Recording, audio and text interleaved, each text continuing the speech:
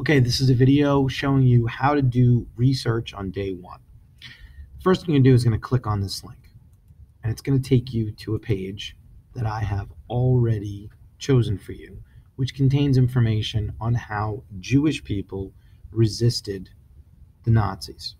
You're going to be researching first how Jewish people resisted the Nazis, and then you're going to research how either the slaves or the Native American Indians resisted their oppressors. But we're going to start with Jewish people.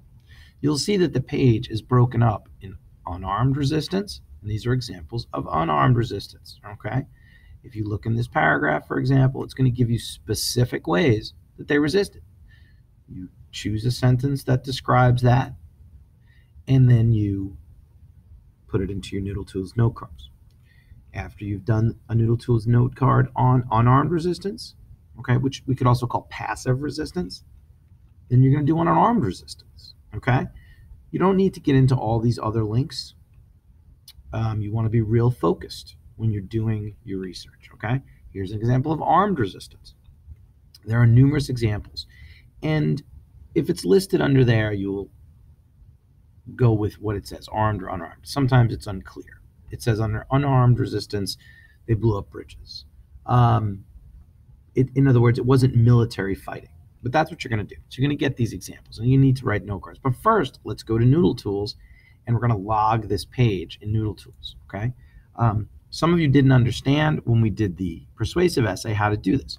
I've organized here in Noodle Tools for you. At the end, this is what your note cards should really look like. You need Jewish armed resistance, Jewish unarmed resistance. Then you're going to have slavery, armed resistance, or Indian unarmed resistance, slavery or Indian armed resistance. Okay, so you see you need two note cards for each section.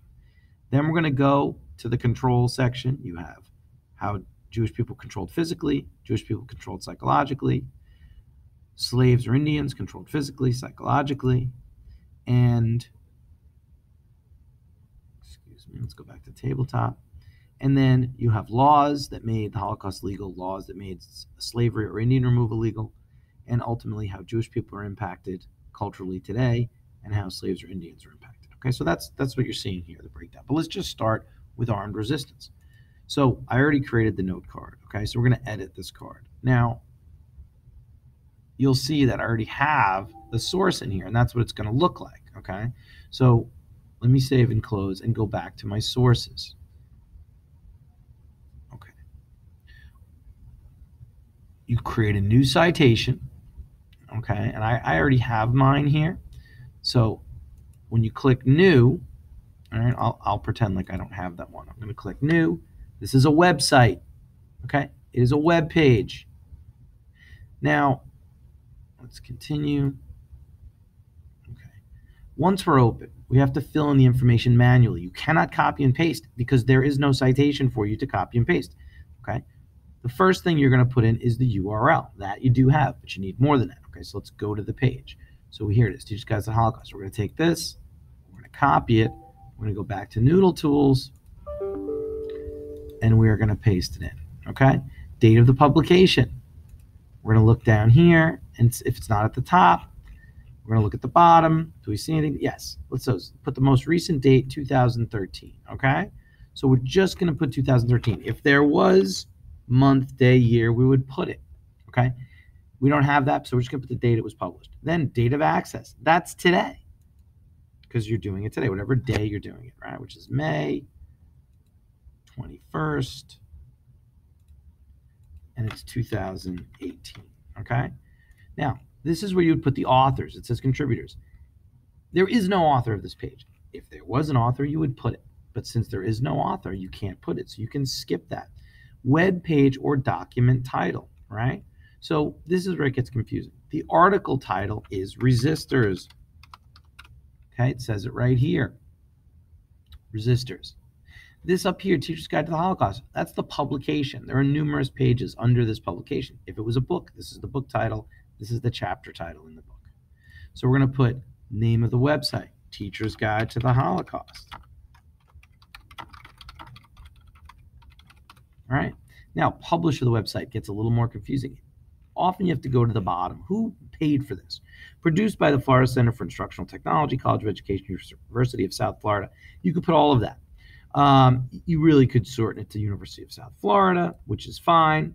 It's up to you. You could put the whole thing. It's very easy to copy and paste. So that's the publisher, okay, University of South Florida. And that's it. Okay, now you're going to hit save. And you do that every single time. Okay, when you go back to your note cards, I'm going to cancel out because I already have this one saved.